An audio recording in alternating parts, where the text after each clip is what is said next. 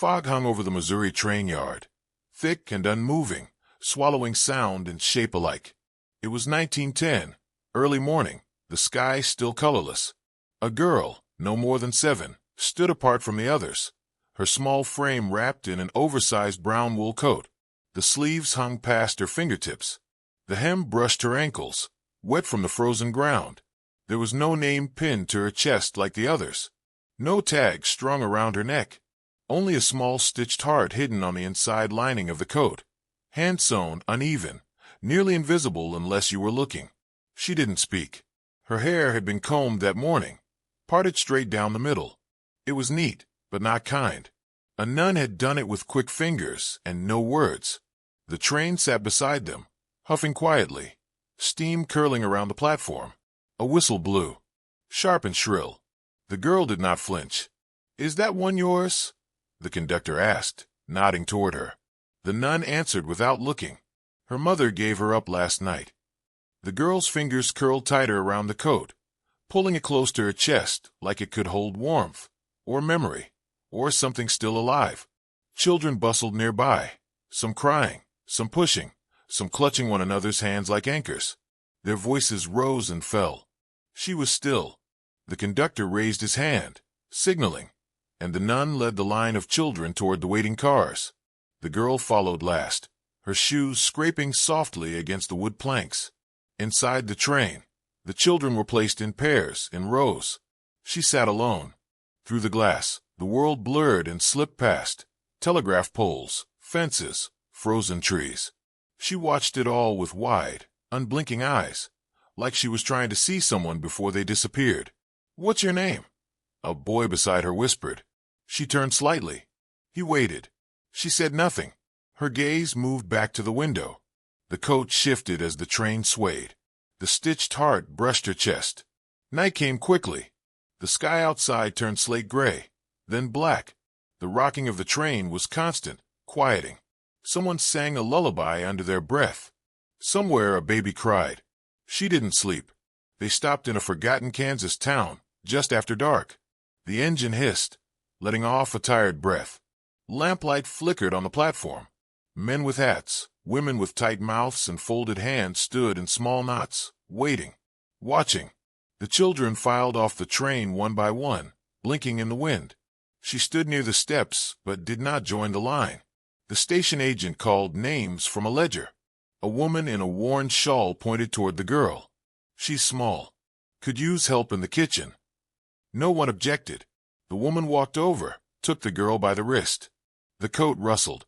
The girl's palm brushed the inside lining, the stitched heart there, hidden but steady.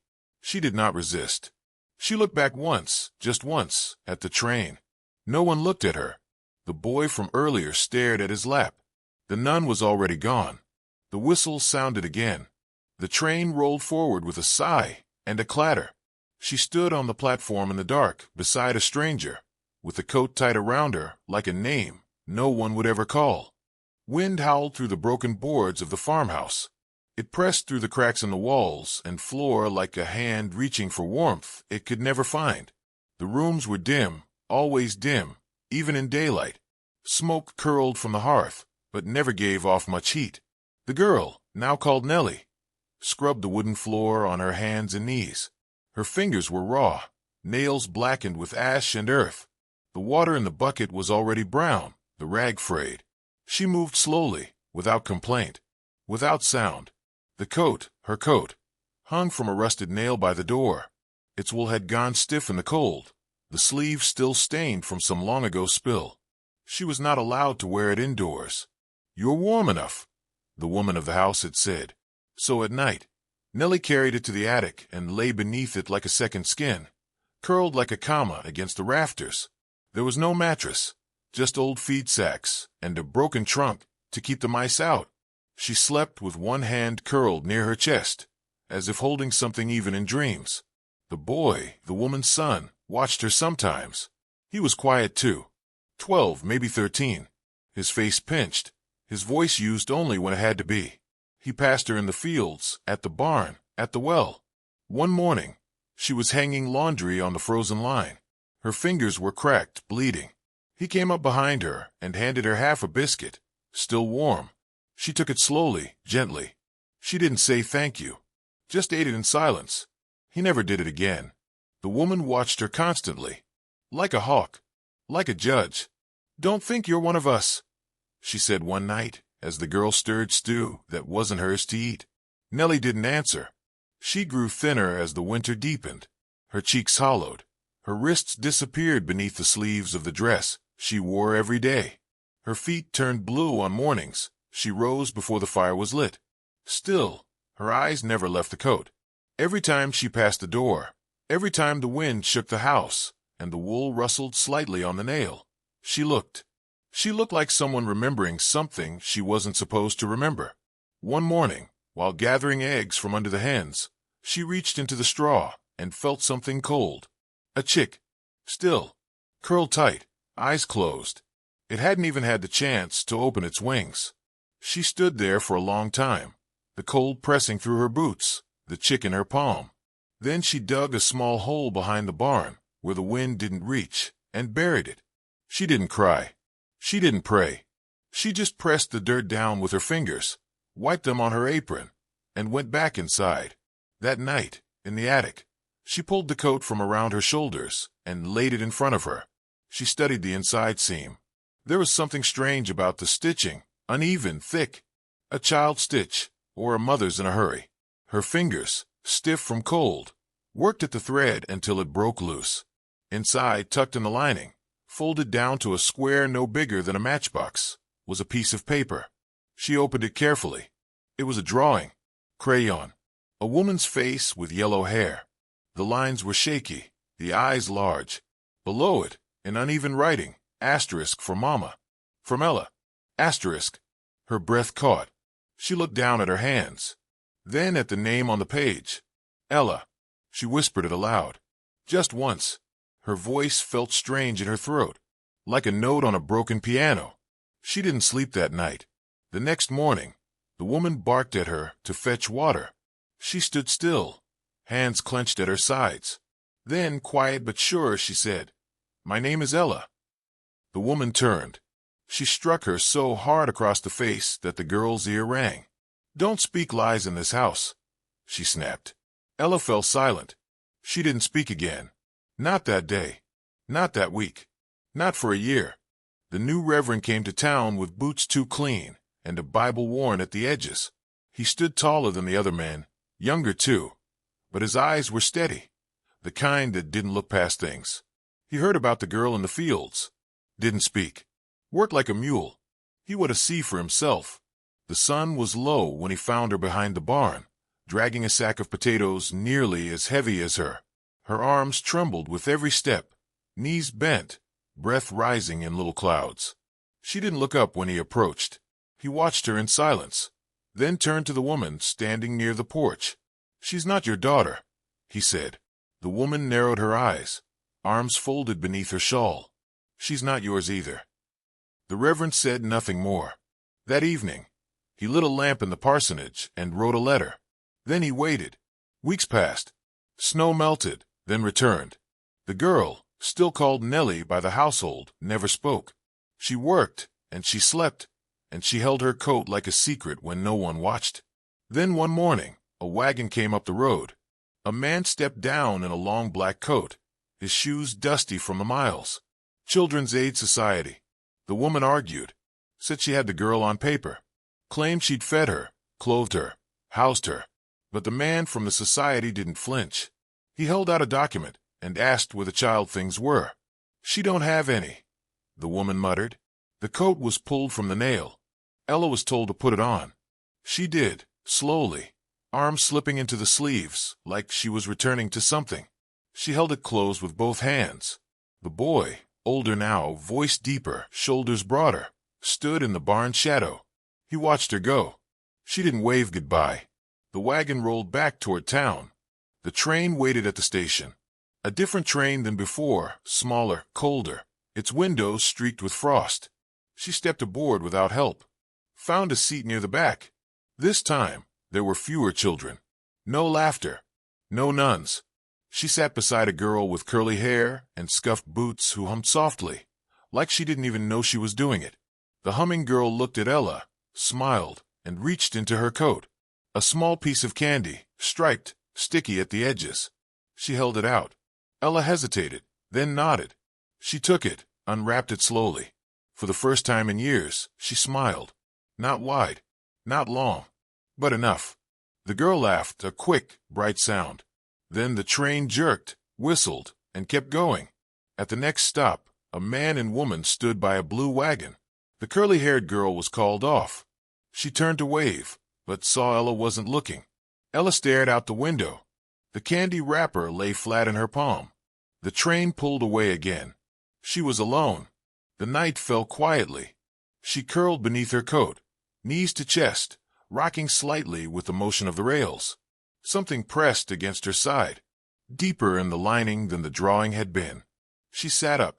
Fingers found the rough edge of a seam. Not the first she'd opened, but another, hidden further back. The stitches were old, crumbling. She tore it gently. Inside was another piece of paper. Torn, faded. She unfolded it in the dim lamplight of the train. Just words this time. You are braver than you think, Ella. Mama loves you always. Her breath caught. She read it again. And again. She traced the letters with her finger, slow and careful, like each one might vanish if she wasn't gentle. She held it to her chest until the sun rose through the window, golden and thin. Outside, the field stretched wide and open, untouched by fences. The sign at the next station read, Nebraska. A woman stepped off the train platform in a prairie town, her boots sinking slightly into the dust. The wind caught at her coat, lifted her hair, and tugged gently at the photograph in her gloved hand. She held it tightly. An old photo, edges curled and cracked. A baby girl in a wool coat, far too big for her. The woman tucked the picture back into her satchel and walked slowly toward the small, brick building with peeling paint. The sign above the door read, Children's Aid Society. Inside, she stood at the desk, waiting. I'm looking for a girl, she said. Her voice was calm, but her knuckles whitened around the edges of the photo. She was sent west in 1910. Just a baby. I gave her a coat. I sewed a heart into the lining. The man behind the desk frowned, flipping through an old ledger. Most of the records from that year are gone, he said. There was a fire. Some files survived. Most didn't. The woman nodded slowly, then handed him the photo. He took it, studied it. She sat in the corner chair and waited. In a farmhouse outside town, Ella stood at the window, sewing needle between her fingers. She watched snow flurry over the empty fields. Inside, the fire crackled gently. The room smelled of bread and wood smoke. She worked for a widower and his mother, quiet, kind people who asked nothing of her soul.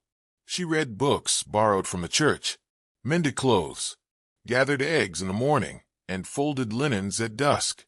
Sometimes she laughed short, quiet bursts, but never about the past. Never about trains or barns or eggshell graves. The coat still hung by her bed, older now, threadbare at the cuffs, the wool gone thin over the shoulders. Inside the floorboard, under the small rug in her room, she kept a rusted tin box. Inside the box were 2 slips of paper. One, a crayon drawing of a woman with yellow hair. The other, a note that read, Asterisk, you are braver than you think, Ella. Mama loves you always. Asterisk. She unfolded them sometimes at night, smoothed them flat with both hands, then folded them again, carefully, as if each crease was a promise. One morning, the old mother said, That coat's too small now. Ella nodded, but she did not stop wearing it.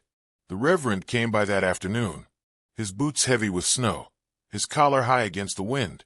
He removed his hat and stepped into the warmth. There's a woman, he said, came in from St. Louis. She's looking for a child she gave up.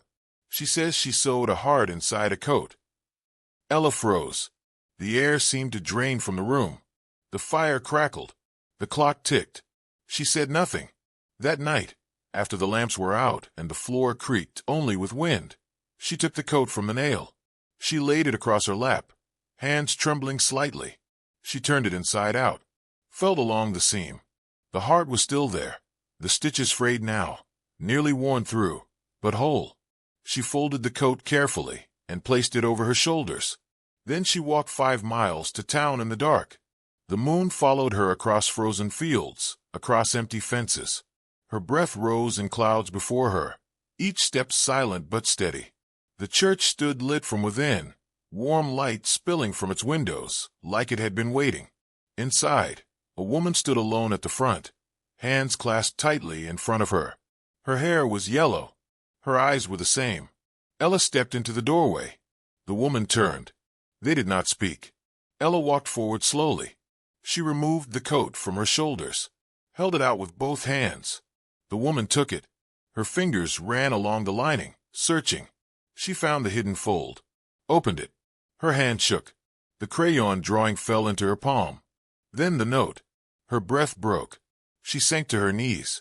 Ella knelt beside her. The woman reached out, wrapped her arms around the girl like she'd never let go again. The coat slipped from their hands and fell to the wooden floor. It landed open. The heart in the lining faced up. Somewhere, distant but clear, the church bells began to ring.